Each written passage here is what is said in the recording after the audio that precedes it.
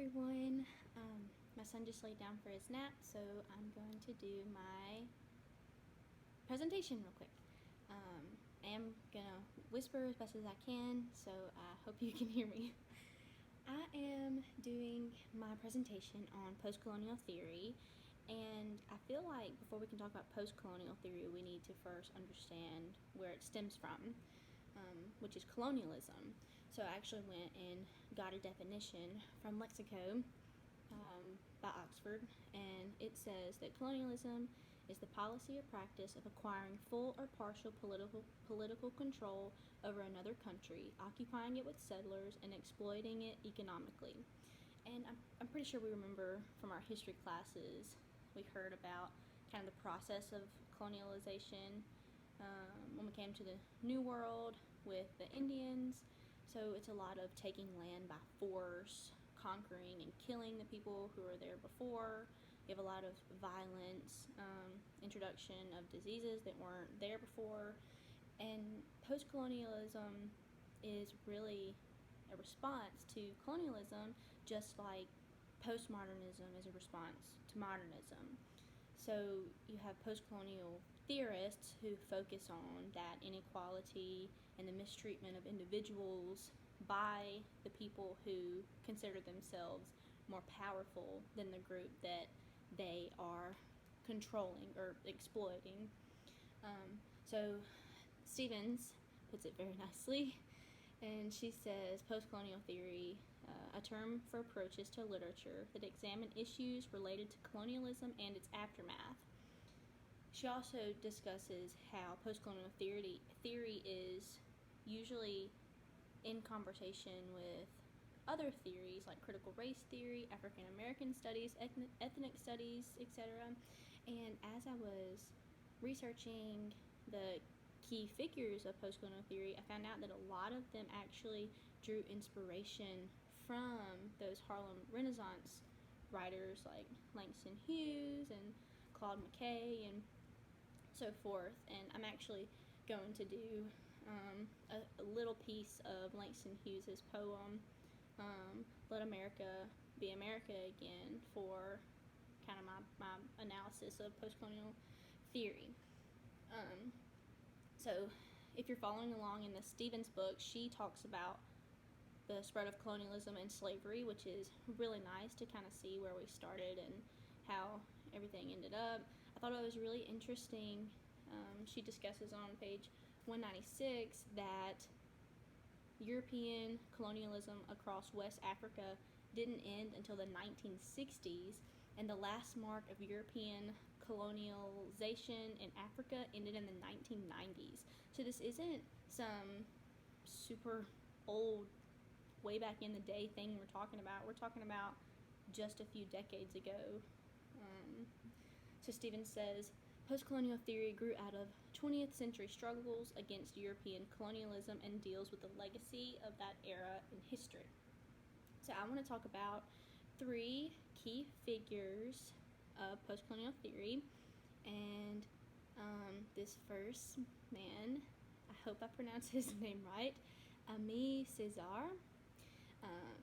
He was actually born into colonialism in the French colony of Martinique in the Caribbean, and he developed a movement along with other black colonial individuals called the Negritude, which translates to it's his poetic and artistic movement opposed to colonialism and racism.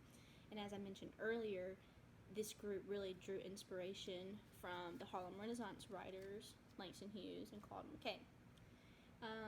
His most famous, one of his very important works that is referred to when you're discussing postcolonial theory is his essay, Discourse on Colonialism.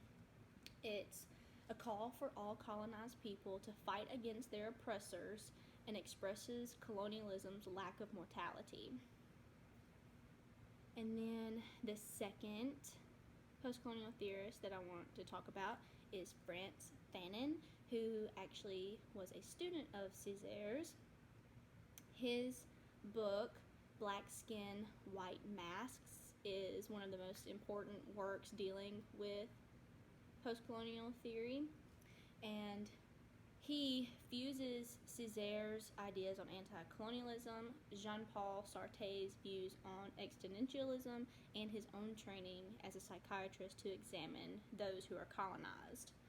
He uses Sartre's being and nothingness, and this greatly influenced his discussion of how black individuals come to see themselves in relation to how they're viewed by white people, the ones who had colonized them. Stephen says, the way in which individuals become conscious of themselves through the eyes of another, and thus internalize the negative stereotypes that white colonists have developed to justify their oppressions of black people. So just as Césaire before him, Fanon actually called for like a global rise against colonialism, and it was actually his ideas that influenced movements in the U.S., like Black Power and the Black Arts movement. And lastly, I want to briefly discuss Edward Said, arguably one of the most important modern postcolonial theorists. He really helped establish the field from the 1970s and beyond. He also grew up under British imperialism in Palestine and Egypt. His book, Orientalism, studies the relationship between the West and the Orient. This is kind of his words that he labeled. In other words, it's like stereotypes and representations that the West had on those in the East. And I actually found an article that he had written pretty recently, before he died, back in 2015. So he wrote it back in 2015 for The Nation.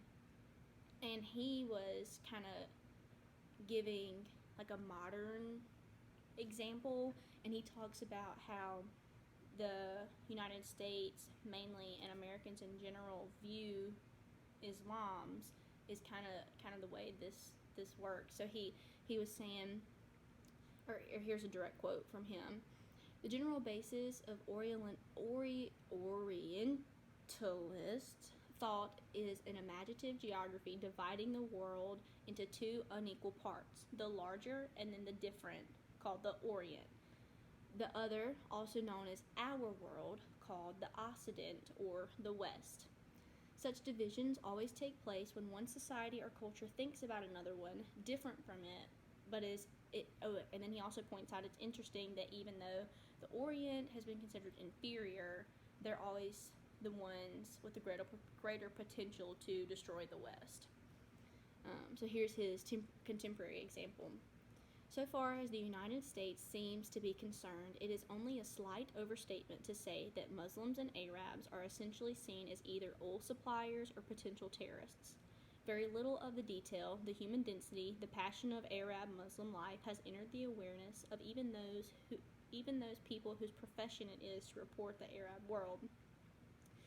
What we have instead is a series of crude caricatures of the Islamic world presented in such a way as to make that world vulnerable to military aggression. In many ways, our actual situation today bears a chilling resemblance to the 19th century British and French.